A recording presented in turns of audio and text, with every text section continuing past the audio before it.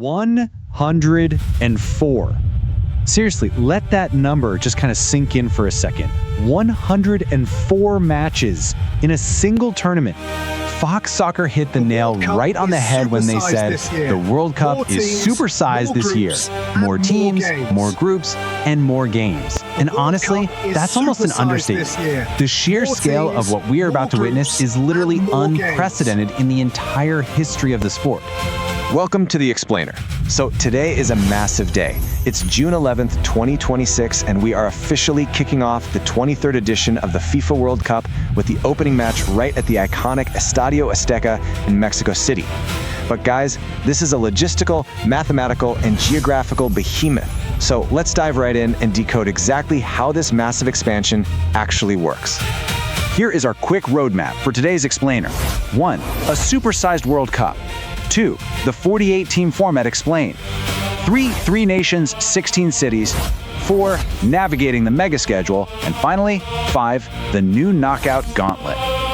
All right, kicking things off with Section 1, a supersized World Cup. We really need to talk about the true scale of 2026. Think about the jump from the last tournament in Qatar to the one kicking off today. It's absolutely staggering. We're moving from the traditional 32 teams all the way up to 48. And that 16-team expansion, it skyrockets our total match count from 64 to 104. To even fit all of this in, the whole thing stretches out to a record-breaking 39 days. It's no longer just a tournament, It's a full-on marathon of endurance, whether you're hosting, playing, or honestly, even just watching from the couch. Which brings us to Section 2, the 48-team format explained. Let's break down the new math FIFA had to invent to pull this off. So you might be wondering, how do you organize 48 teams without the group stage devolving into complete chaos? Well, FIFA originally thought about 16 groups of 3, but that really opened the door for final match collusion. So instead, they pivoted to a new 3-step reality. First, we get 12 groups of 4 playing a standard round robin. Step 2, the top 2 from each group automatically advance. Pretty standard, right? But step 3 is where it gets crazy. The top 8 third-place teams also survive.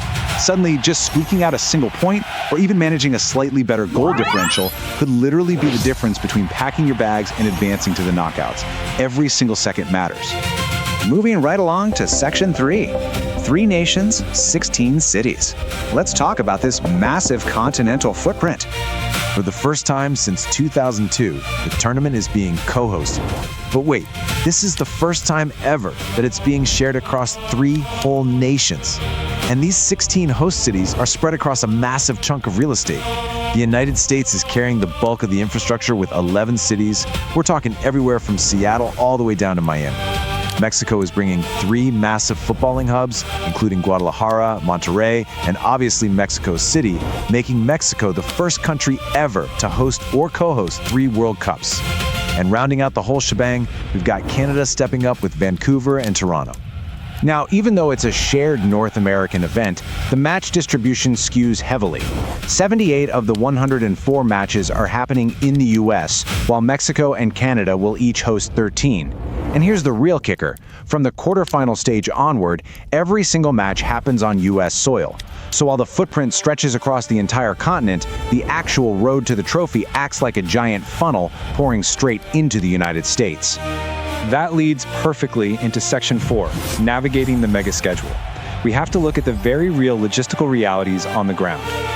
Spreading an event of this size across an entire continent for 39 days creates some massive hurdles. First off, the schedule directly overlaps with existing domestic sports. You've got Canadian Football League teams relocating games, and Major League Baseball teams dealing with disruptions right next door to World Cup venues.